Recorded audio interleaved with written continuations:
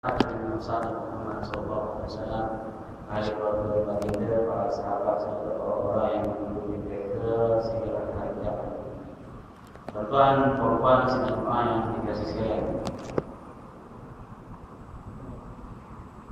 Antara nikmat yang Allah Subhanahu Wa Taala anugerahkan kepada kita beradanya kita di masjid ini dan tempat yang mulia, yang sangat mulia, berada di majlis yang sangat mulia, majlis Rasulullah SAW berkaitan hadis-hadisnya, yang mana selama mana kita berpegang kepada hadis ini kita tidak akan sesat selama-lamanya.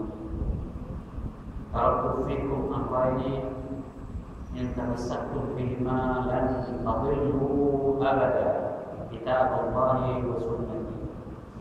Kalau aku tinggalkan kepada kamu semua dua perkara, sekiranya kamu berpegang kepada keduanya itu, kamu tidak akan sesat selama-lamanya, yaitu kitab Allah dan sunnahku. Sunnah ini adalah hadis. As-sunnah nabawiyah adalah sama dengan al-hadis nabawiyah. Kita tidak akan sesat. Jadi kalau kita berada di majlis ini, kita cuba juga memahami, kita cuba juga mendapatkan mutiara-mutiara yang ditinggalkan oleh Nabi Sallallahu Alaihi Wasallam ini. Maka itu adalah satu nikmat yang besar, kerana sudah ada orang yang dicabut nikmat itu. Nikmat menerima hadis ini sebagai hujah dalam Islam, sebagai hujah dalam Islam. Orang yang dicabut nikmat untuk mendengar, untuk mencari, untuk berusaha mendapatkan hadis, ada juga.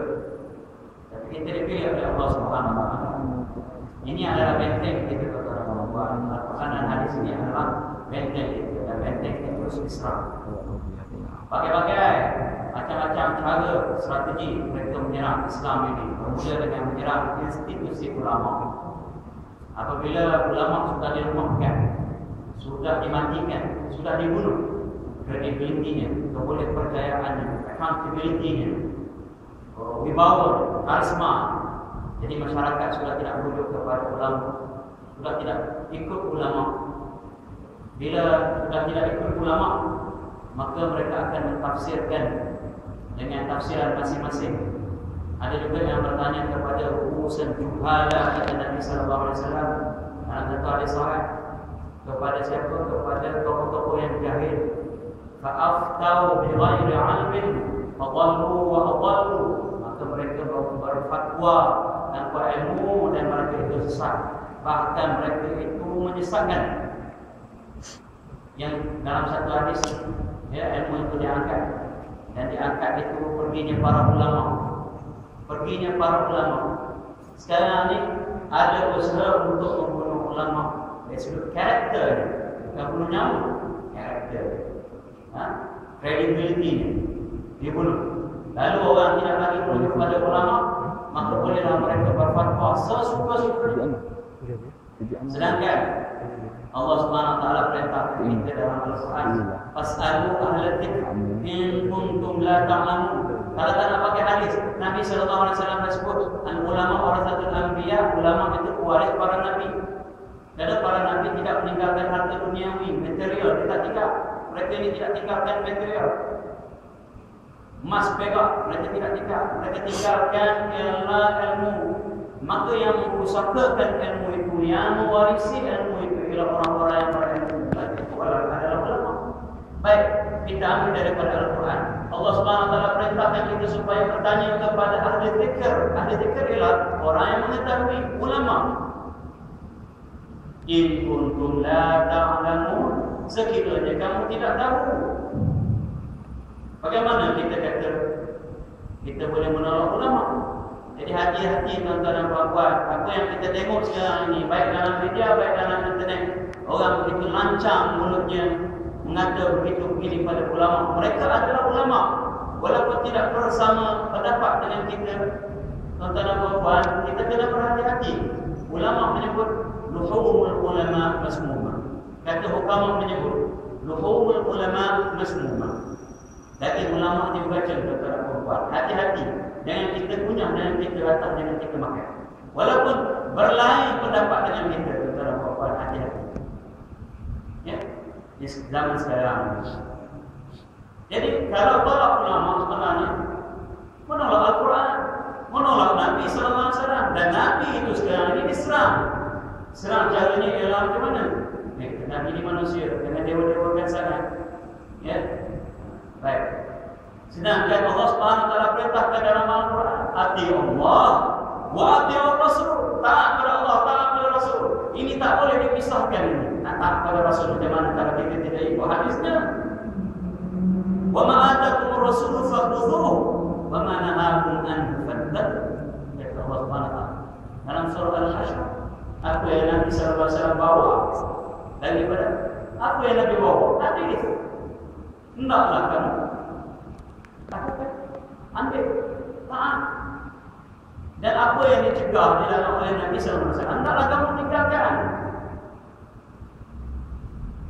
Dan Al-Quran ini diturunkan kepada siapa tuan-tuan membaca? Kepada Nabi kita Muhammad sallallahu alaihi wasallam. Kalau kita berhak untuk juga mentafsirkan Al-Quran, kita tak mau pakai tafsir Nabi sallallahu alaihi wasallam. Apa autoriti kita? Apa kredibiliti kita? Kita ni siapa? Kita ni jauh sangat dengan zaman Nabi. Kita ni faham ke bahasa Arab. Ilmu-ilmu Arab ni kita hebat dan sebagainya. Sedangkan Al-Quran itu diturunkan kepada Nabi, maka berhaklah kita ikut Nabi sallallahu alaihi wasallam. Tak tahu kalau ada orang yang ikut orang lain, orang zaman sekarang yang mentafsirkan berbanding dengan Nabi sallallahu alaihi wasallam, sedangkan Nabi diturunkan Al-Quran kepadanya. A'udzubillahi minasyaitonir rajim. Wa anzalna ilaika dzikra litubayyana lin-nasi ma nuzila ilaihim. An-Nahl ayat 44. Kami turunkan Al-Quran itu az-zikir. Al-Quran itu kepada engkau untuk apa? Litubayyana lin-nas, untuk kamu terangkan, kamu syarahkan, kamu tafsirkan kepada manusia apa yang diturunkan kepada mereka. Al-Quran sendiri yang memerintahkan kita ikut Nabi sallallahu alaihi wasallam. Macam mana kita kata kita nak ikut Quran, tak nak ikut Nabi? Masya-Allah. Ajaib boleh di zaman-zaman sekarang ini tuan-tuan dan puan. Akhir sekali tuan-tuan, nak ke mana pahaman ini? Nak ke mana? Seperti yang berlaku di mana? Di Indonesia sekarang. Al-Quran dikritik. Yang lulus PhD, pesantren, PhD, bagian teologi, bagian agama, Al-Quran dikritik. Akhirnya dia pergi situ. Bila dikritik Allah SWT, dikritik Quran, dikritik Allah SWT, ajaran dan pemahaman ini sebenarnya nak mengajak kita menolak Allah SWT. Ini dia dipanggil liberalism, pluralism agama, sosialism, komunisme, ism macam-macam. Ajaran-ajaran sesat yang bentuk order ini. Belum lagi kita ajaran-ajaran sesat bentuk tradisional itu pun kita tak habis-habis lagi. Syiah misalnya, ini ramai lagi tak selesai, tak lama itu Syiah. Syiah juga golongan menolak hadis, anti hadis. Tolak Bukhari, tolak Muslim, tolak Abu Hurairah, tolak Siti Aisyah dan semua sahabat. Dan cipta pula hadis mabuk, hadis palsu. Syiah. Ni zaman sekarang kita berada di zaman ancaman, di zaman serangan terhadap Islam. Tuan-tuan kuat, maka benteng dia apa dia? Inilah dia. Al-Quran dan hadis, Al-Quran dan hadis. Lan tadillu abada. Kamu tidak akan sesat buat selama-lamanya. Tetapi tuan-tuan dan puan-puan, kenalah juga ikut ulama. Kerana kita tidak mampu untuk menyelam dalam samudera yang dalam itu. Al-Quran dan hadis ini samudera yang dalam. Memang di dalamnya banyak mutiara, tetapi kita tak cukup alat. Kita tak ada, tak mungkin ni, tak pandai berenang. Kita takut dengan jerung ke sebagainya. Maka kita kena ikut orang yang pandai. Orang pandai dan menyelam apa semua, kasihanlah. Rantai ni dah ada dibuat, gelangnya ada daripada mutiara-mutiara. Beli rantai, masih begitu lah. Bukan kita nak menutup pintu ijtihad. Pintu ijtihad terbuka buat selama-lamanya. Persoalannya kita sekarang ini, mampukah? Itu persoalannya. Jangan kita ajak orang berijtihad, keluar, jangan bertaklid, haram bertaklid dan sebagainya. Lalu kita rungkai-rungkaikan yang sudah disimpulkan oleh ulama, kita lepaskan orang awam itu saja. Orang awam tak tahu nak pilih mana saja. Nama-nama ikut kepada sendiri. Tafsir Quran cara sendiri. Jadilah berlaku di kampung saya kepada perempuan. Dia kata, kenapa orang Islam sekarang ni ramai yang tak dapat hidayah? Maksudnya tak ikut ajaran cara dia. Kerana dia kata, kita baca Fatihah tu kita tutup mulut. Yang ihdinas siratal mustaqim. Kita tutup mulut. Sebenarnya kita kena baca buka mulut. Mustaqim. Barulah orang Islam dapat hidayah. Ikut cara dia. Ya Allah, wahai Tuhan kami, tunjukkanlah kami jalan yang lurus. Jangan tutup mulut tu, tutup hidayah. Baik benda mana ni tuan-tuan, ni benda mana ni? Hukum tajwid pun tak kena.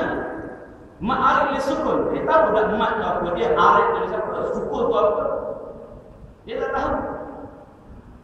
Ilmu bahasa Arab tu dia tak tahu. Orang Arab dia cakap, dia tutup huruf-huruf tu.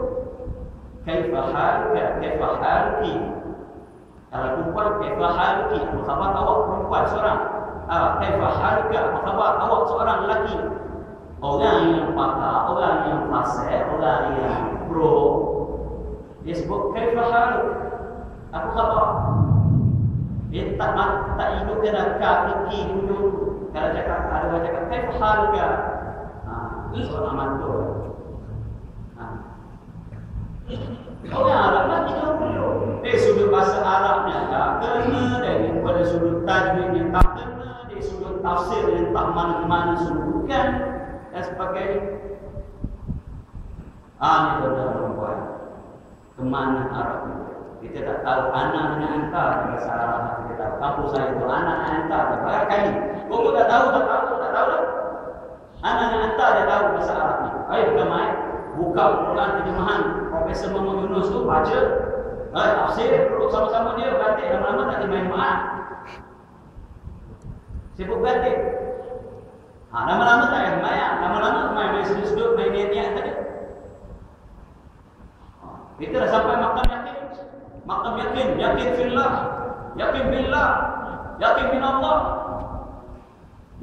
Makam yakin, kita tuntutan syariat ni, itu boleh, kita nak isi.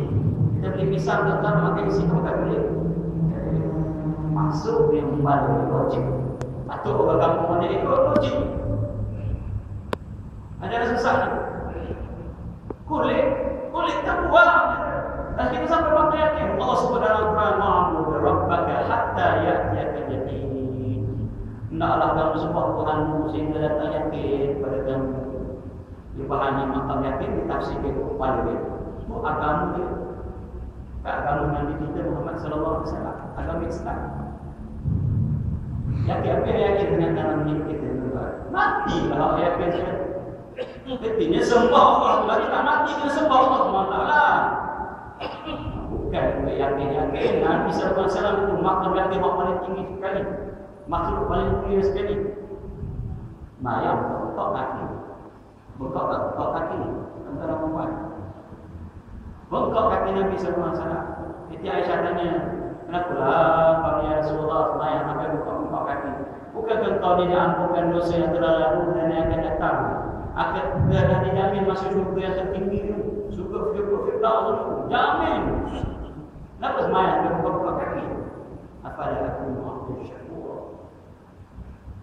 Rasa kehampaan yang tinggi kepada Rasulullah SAW, nak menunjukkan rasa terima kasih berhutang budi kepada Allah Subhanahu Wa Taala.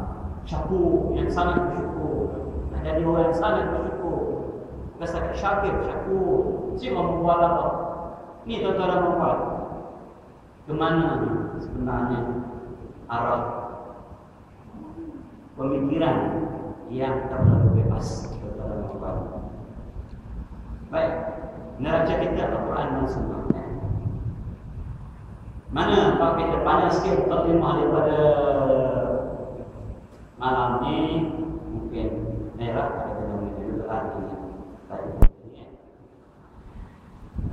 baru karahat al-khuruj min baladin waqa'a fiha al-balaa firaran minhu wa karahat al-qudum 'alayhi. Bab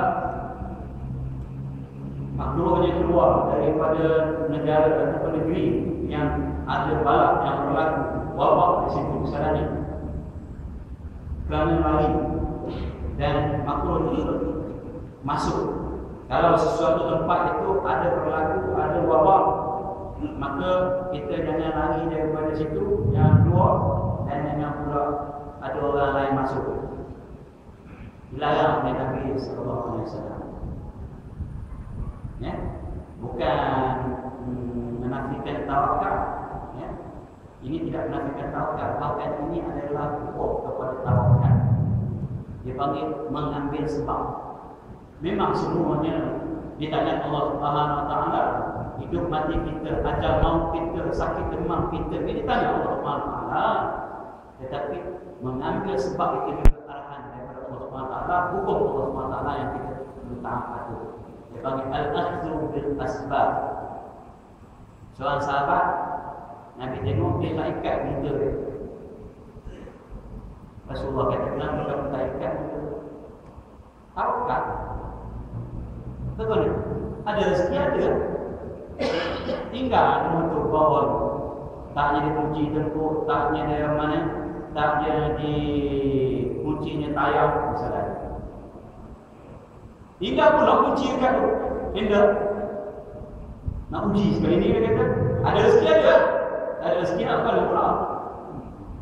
Kata tuan. Nah, gitu. Gitu kan? Tentara membuat ada. Pemikiran itu kena jadi seimbang. Jadi ada pemikiran para sahabat, malah para sahabat pun manusia biasa juga. Bismillah.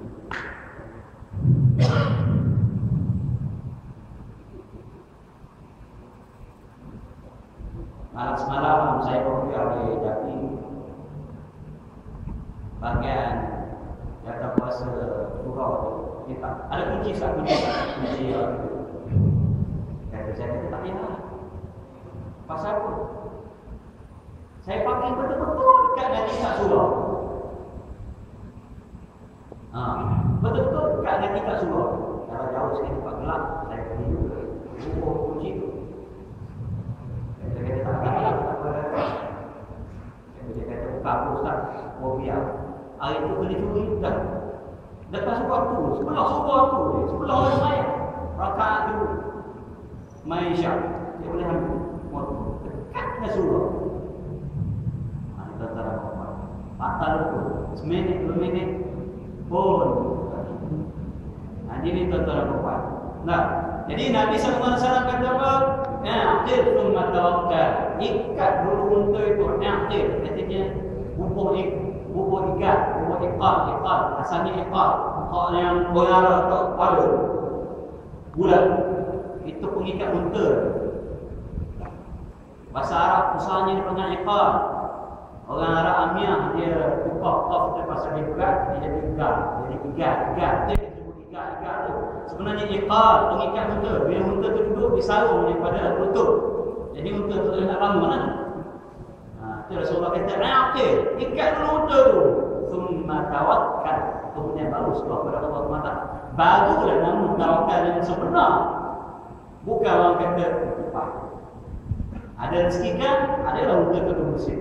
Kalau tak ada kan, bukan rezeki kita dapat di mana. Itu kata orang buat.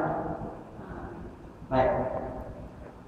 Ini adalah buah tawakal sebenarnya. Disuruh kita berusaha. Qala ta'ala, na'udzu billahi minasyaitonir rajim. Aynama takunu yudrikumul maut walau kuntum fi burujin musyayyadah. An-Nisa ayat 38. Mana saja kamu berada, maut akan datang kepada kamu. Walaupun kamu berada dalam satu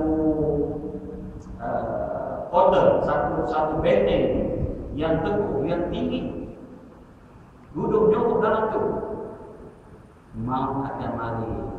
Yudrikumul maut. Nak lari mana kata orang perempuan? Ada kisah penuh cerita dia nak lari daripada mati. maka disuruh buat bilik kaca. Bilik kaca yang besar. Peti kaca yang besar dia masuk dalam tutup tu. Tak ada lubang. Disuruh benam dalam laut. Mati situ, mati rumah. Baik. Tuan cerita. Di mana saja tentara membuat. Cuma malam saya punya saya baca dalam Facebook. Ada orang meninggal di Mesir Fikri. Katanya tak pertama Malaysia. Tak pertama Malaysia. Comel. Meninggal tempat yang baik waktu dalam ibadah dalam maya. Orang jemaah Allah. Jadi beberapa lalu juga saya temukan beberapa video dalam YouTube kisah-kisah kematian, saat-saat kematian terakhir. Beberapa orang ada yang meninggal dunia dalam acara ini, dia pun acara. Cuma cakap-cakap malam-malam itu mati. Ada yang mati cuma pandang bola kerana dia main bola. Ada yang mati cuma dia melanggar tipu kerana dia ahli sukan.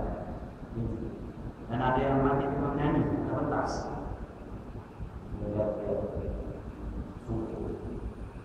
Ada yang mati dan yang menarik ialah kematian Syekh Abdul Fish, seorang pendakwa Buddha yang terkenal di Mesir.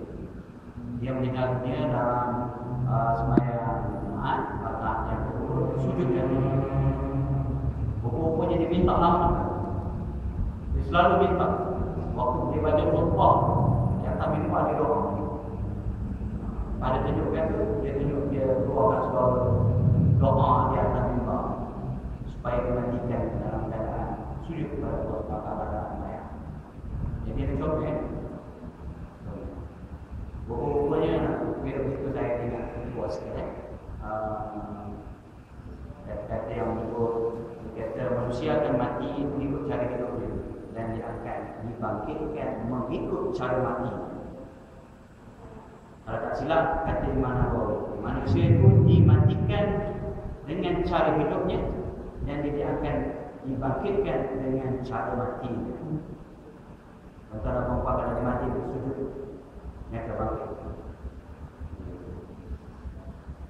Tadi pun saya baca tentang seksaan orang yang makan anak yatim.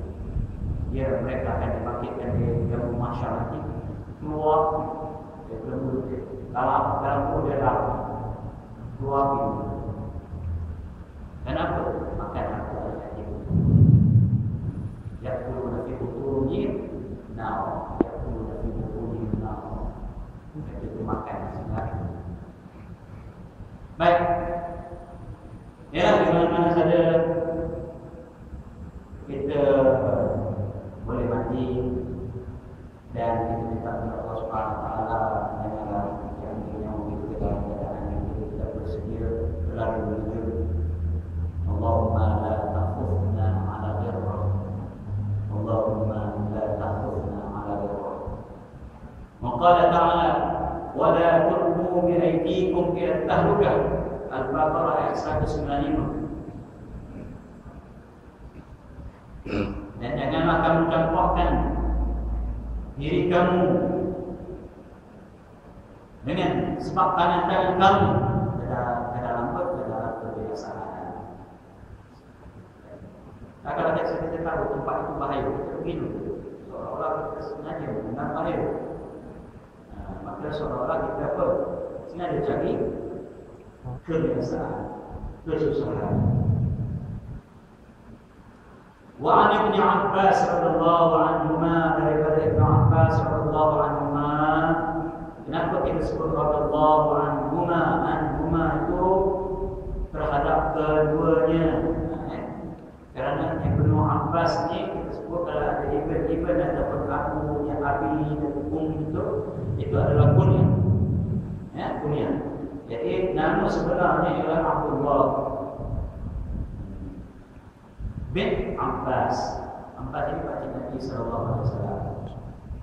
Jadinya dua-duanya Islam. Maka kita sebut radhiyallahu anhu. Anna Umar bin Khattab, Anna Umar bin Khattab radhiyallahu anhu. Kenapa anhu saja seorang? Karena Al-Khattab tidak Islam. Yang Islam hanya Umar. خرج إلى الشام حتى إذا كان بصر لقيه عمر بن لجنان أبو عبيدة بن الجراح وأصحابه فأخبروه أن الوباء قد قطع بالشام. Ibnu Abbas bercerita bahawa satu kali Khalifah Rasulullah SAW yang kedua Umar bin Khattab bersama dengan para sahabat yang lain keluar ke Syam. Dan sampai di satu tempat namanya Sarh. Sarh ini satu kampung di Tabuk dekat dengan Syam, dekat dengan Syria. Maka bertemu dengan pemimpin-pemimpin di sekitar Syam itu. Seperti apa? Jordan, Kamshir, Homs, Palestin, Mesir, di sekitar-sekitar itu. Dia ada pemerintah dia, ada amir-amir dia, ada gubernur-gubernurnya. Maka bertemu dengan rombongan pemimpin-pemimpin tempat yang kita sebut itu. Termasuklah siapa? Abu Ubaidah ibn Jarrah, Amin Ahli Ummah dan sahabat-sahabatnya. Maka pemimpin-pemimpin itu memberitahu kepada Sayyidina Umar ada wabak telah tercetus di Syam, di Syria. Qala Ibn Abbas, faqala li Umar. Maka Ibn Abbas menyambung ceritanya, menyambung riwayatnya. Maka berkatalah Umar kepadaku, ud'u li al-muhajirin al-awwalin. Panggilkan kepadaku orang-orang muhajir yang awal. Jadi ashabul awwalin, orang muhajirin. Untuk apa? Fada'atuhum, maka aku panggil mereka itu. Fastasyarahum, maka Sayyidina Umar radhiyallahu anhu bermusyawarah dengan mereka, masa pembicaraan berbincang-bincang minta pendapat. Wa akhbarahum anna al-waba'a qad waqa'a bisyam, dan Sayyidina Umar beritahu kepada mereka wabak telah berlaku terjadi di Syam. Fakhtalafu. Faqala ba'dhum, maka mereka itu tidak sepakat. Setengahnya berkata, qad kharajta li amrin wa la nara an tarji'a anhu. Kau sudah keluar satu misi, ada misi ketenteraan ini. Maka kami lihat kamu jangan kembali lagi. Maksudnya jangan sekali-kali patah balik. Sekali kita keluar, jangan kita patah balik. Ini pendapat sebahagian. Waqala ba'dhum ma'aka baqiyatun nas wa ashabu Rasulillah wa la nara an tuqdimahum ala hadzal wabah. Dan setengahnya kata bersamamu ada manusia, setengahnya ada sahabat-sahabat Rasulullah SAW, dan kami lihat jangan apa bawa mereka itu masuk ataupun apa ni orang kata bawa bertemu dengan wabak. Maksudnya mereka dibimbang. Ada sahabat kata kita pergi, apabila kita dah keluar dari sekali-kali kita patah balik, pantang amat datang. Itulah dia buat. Itu saya tahu hal itu lah. Maka dia kata kaitannya yang bersama-sama dengan kamu ini wahai Khalifah adalah sahabat-sahabat Rasulullah SAW yang akan memberitahukan mereka itu kepada bahaya, risiko. Faqala irtafa'u anni, maka Sayyidina Umar berkata kamu semua boleh bersurat. Thumma qala, kemudian Sayyidina Umar berkata ud'u li al-ansar fad'uhum. Maka disuruh lagi Ibn Abbas ni panggil pula orang-orang Ansar. Orang-orang Ansar ni orang-orang yang menyambut Rasulullah SAW dan membantu para muhajirin. Muhajirin adalah orang-orang yang asal daripada Mekah, berhijrah dengan Nabi SAW kepada Allah dan Rasulullah. mereka adalah orang Muhajirin. Maka Sayyidina Umar panggil orang Muhajirin dulu dan mereka ini yang awal Islam, yang betul dari segi Islamnya. Jadi kelebihan tetap ada pada mereka, ya. Tak akan sama, ya. Tak akan sama, kita tidak akan berpotong jasa, darjat, sumbangan mereka tidak akan sama. Jadi orang Muhajirin. Kemudian orang Ansar ini daripada Nasir artinya orang yang menolong. Artinya orang-orang yang menolong orang-orang Muhajirin, orang tempatan Madinah itu. Maka Sayyidina Umar panggil orang Ansar. Fada'uhum, maka panggil mereka fastasyarahum, dan Sayyidina Umar berbincang dengan mereka. Fasalatu sahilan Muhajirin, tapi mereka itu seperti orang-orang Muhajirin.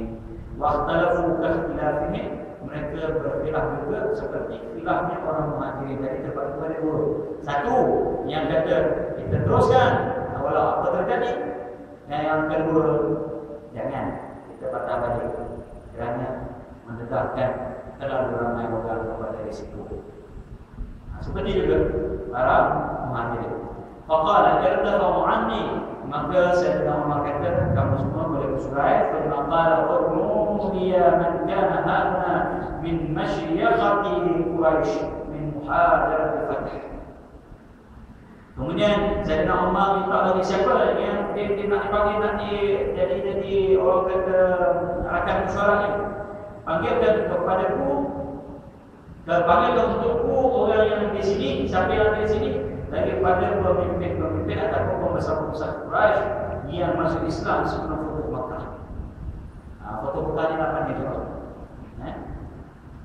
Misalnya kalau waktu Futuh Makkah, misalnya siapa? Abu Sufyan bin Harb misalnya. Ayat kepada Sayyidina Muawiyah. Itu pemimpin Quraisy. Fada'atuhum falam yakhtalif alaihim minhum rajulan, maka bagi mereka itu dan mereka tidak berselisih pendapat walaupun antara dua. Jadi mereka sepakat. Sepakat kata apa? Faqalu nara an tarji'a bin nas. Maka mereka berkata, kami berpendapat, kami melihat adalah lebih baik engkau kembali bersama dengan manusia, maksud patah balik. Wala tuqdimahum ala hadzal waba, jangan kamu begitu masuk menegakkan mereka ini terhadap wabak. Namun yang sebenarnya semua bimbang sebenarnya masuk ke Sayyidina Umar. Fanada Umar, maka Umar berpanggil radhiyallahu anhu bin nas wa qawman semua. Inni musbihun ala zahr, intinya aku akan musafir, patah balik. Fa'asbahu alaihi, diikuti oleh para sahabat. Faqala Abu Ubaidah ibn Jarrah radhiyallahu anhu, afiraran min qadarillah. Abu Ubaidah bin Jarrah, dia kata, apakah nak lari daripada takdir Allah? Bisa ni lari daripada takdir Allah ke? Jadi sebenarnya Abu Ubaidah masuk orang Muhajirin yang berpendapat kita teruskan. Sekali kita keluar, jangan sekali-kali kita berpendapat. Rasakan kepada ijtihad, rasakan kepada keyakinan. Faqala Umar radhiyallahu anhu, "Lau ghairuka qalaha ya Abu Ubaidah." Maka Sayyidina Umar pun berkata, menjawab apa yang disebut oleh Abu Ubaidah ini.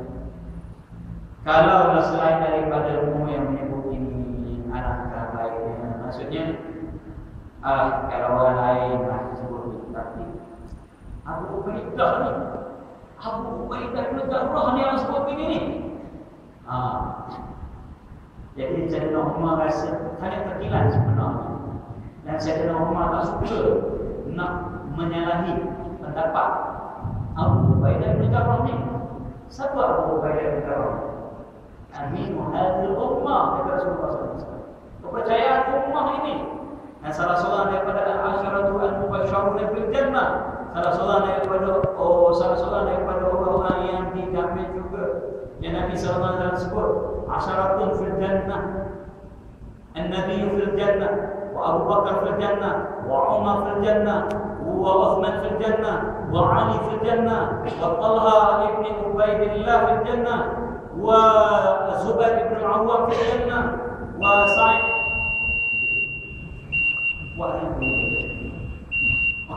وسعيد بن زيد في الجنة وأبو الرحمن بن عوف في الجنة وأبو عبيدة بن الجراح في الجنة.